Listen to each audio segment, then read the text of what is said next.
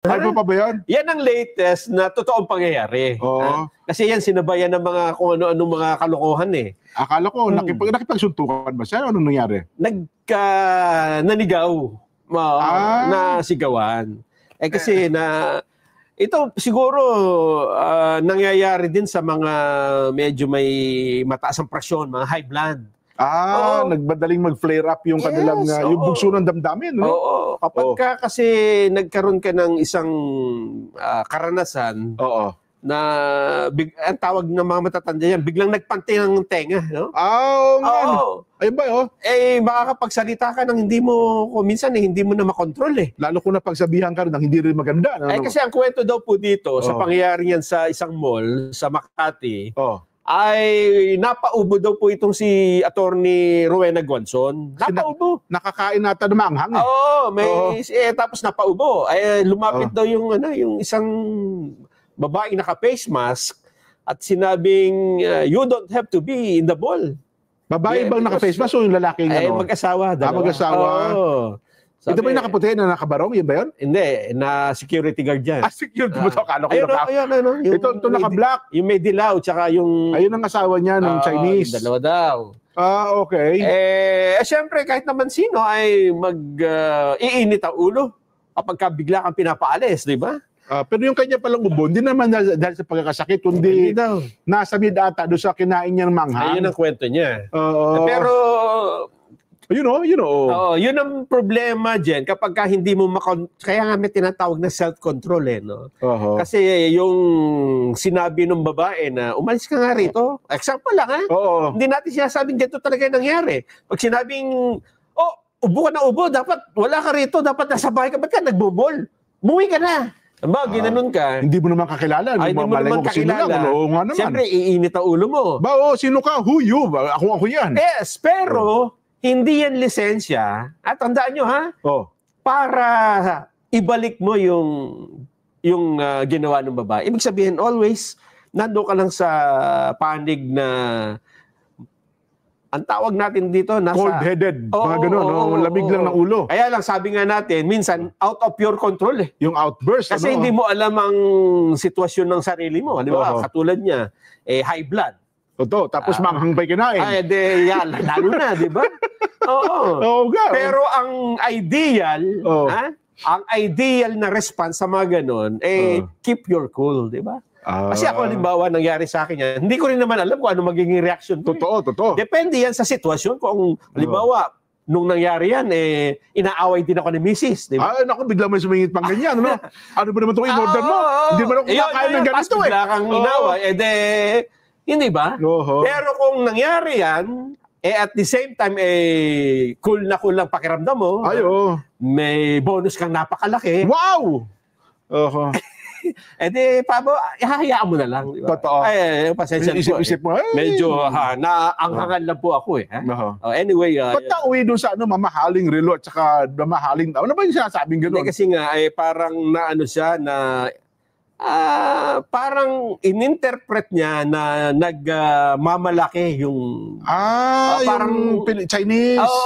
Parang minamaliit siya. Hindi niya kilala yung Rowena Guanzon pala yun. Banat niya ngayon, bakit mo ako gaganituhin? Sino ka ba? Parang ganon. Ano bang klase ng brand ng relo mo? Ganon ang style nun. Ganon. Ano ba ang suot mong damit? Ganon nagkasagutan.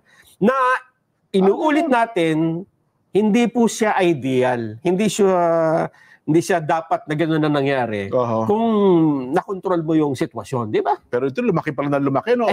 Dating pa sa presinto pala eh. Umabot pa pala ng presinto ito. Kaya nga. Pero di ba, ang laki kasing abala, di ba?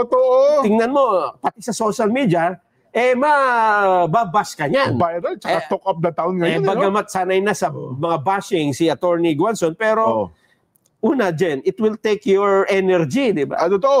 Pati yung pag-iisip. Parang sa akin, kung titimbangin mo yung value na nawala sa'yo dahil nakipagsagutan ka sa isang bagay na sabihin na nating napakaliit, di ba?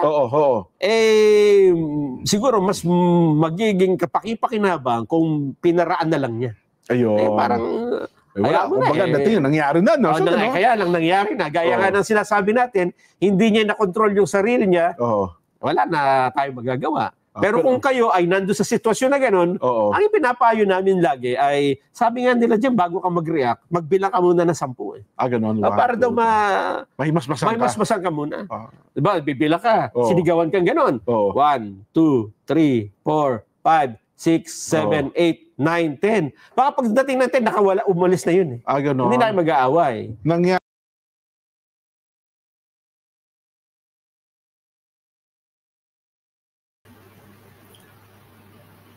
Parang hindi rin siguro masyadong napakinggan ni ano pangalan nito, si Idol Nelson, yung interview ni excuse me, ni Idol attorney, no? Idol ko na ngayon yan, yung interview kay Deo Macalma kung bakit niya nabanggit yung Gucci at saka yung Rolex, no? Nabanggit daw niya yon kasi ang sabi daw nung tao na ay wala ka bang pambili ng mask, parang ganon. Siyempre parang alam mo na, maski naman ako iinsultuhin mo ako, hindi mo naman ako kakilala, napaubo lang ako dito nga sa Hong Kong ay maski nung may COVID, no, mayayaman pa yon na mga inchik. Hindi naman kasi lahat ng inchik ay ganon. Diyan lang naman sa Pilipinas kasi ganyan ang kultura. Pag umubo ka rito, hindi sila magsasalita. Ang gagawin nila is titingnan ka or lalayo sila. Pero hindi ka nila babastusin. Hindi ka nila pagsasabihan na wala ka pang pambiling bus o bakit ka nagpunta rito.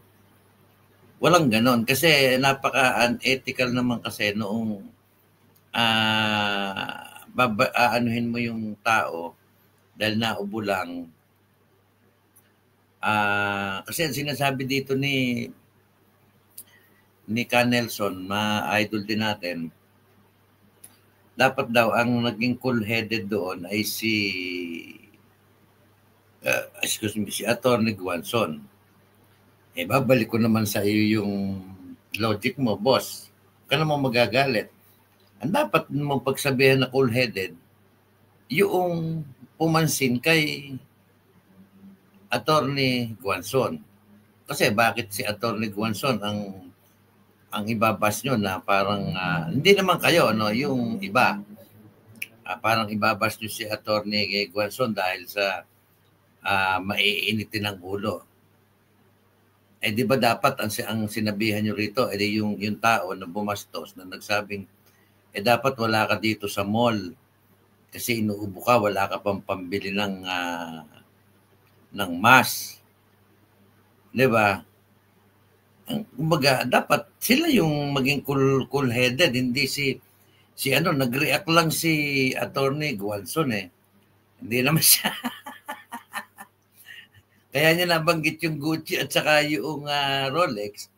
Kasi nga, iniinsulto ka, wala kang pambili ng mask. Yun ang interview kay Deo Macalma. Boss, yun yung dahilan nun. Kasi pinalalabas nila ngayon na si Atty. Guanzon is parang mayabang. Hindi kayabangan niya. Maski naman ako, pag hindi ko kakilala, parang pasabihan mo kung umalis ka rito sa lugar na ito, bakit mo ako papalisin? Unang-una, that is kung public place yun. Diba? Para namang ang dating mo nun, daig mo pa ang hari, no? Parang palalayasin mo doon sa... Buti sana kung yung official ng nung mall ang nagsabing, ma'am, bawal po dito yung umuubo. Diba? Yun. Kaya, siyempre, yung iba, binabas na lang siya, no? Dahil sa, halimbawa, katulad ni Lamas, no? Ito naman si Lamas, talagang may masawsawan lang ito, parang kumbaga maging relevant lang siya sa sitwasyon, okay na sa kanya yun kahit magmukha siyang tanga. Di ba? Wala ganun yung unang-una, maedad na si 68 na daw siya So, as a Pilipino, yung dapat nga doon, ang ginagawa mo doon kung ikaw ay may, ma'am, gusto ba ng tubig? Kailangan ba ng tubig?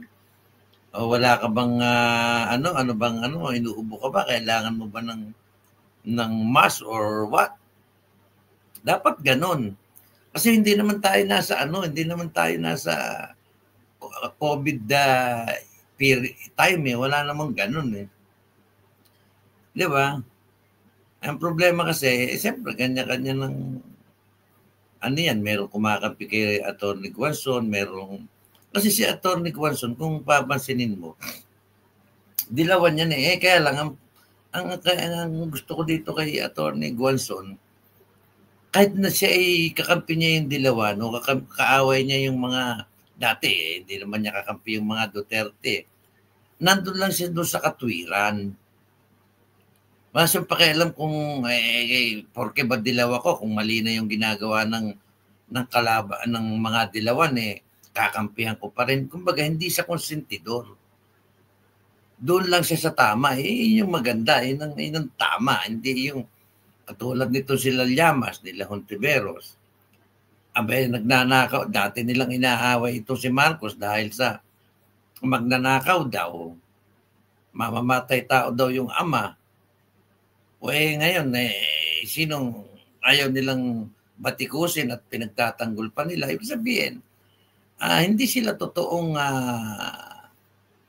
yung prinsipyo nila is, pag pumapabor lang sa kanila, yun yung prinsipyo nila. Pero pag hindi na pumapabor sa kanila, talagang binabakbakan nila. So, personal na interest lagi ang pinaglalaban nito sila Llamas, sila Hontiveros.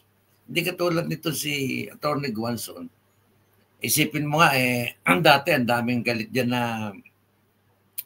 ng mga DDS, no? Hindi nga namin pinapansin yan nung araw, di ba? Kaya lang siyempre nung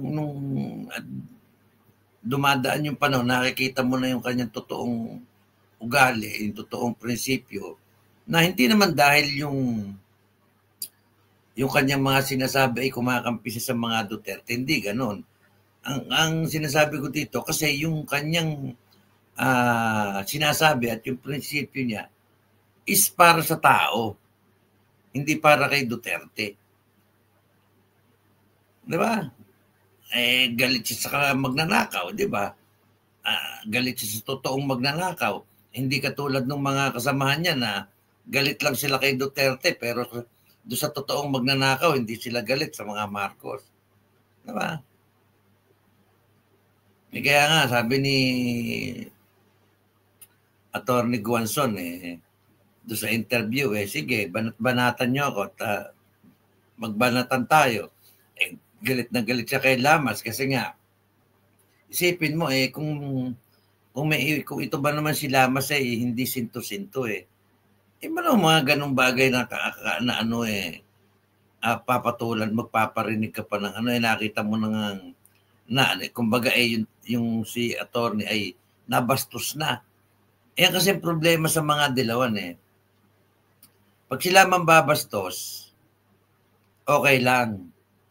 Pero pagka sumagot ka sa pambabastos nila, hindi okay sa kanila. Ang sasabihin na, kayo, bakit kayo ganyan? Masyado kayong palaway. Di ba? Babastusin ka ng mga dilawan. Pag inaway mo, palalabasin nila ngayon, ikaw yung palaway. Sila yun ang bastos. Yun lang yun. Binastos si Atty. Guanzon.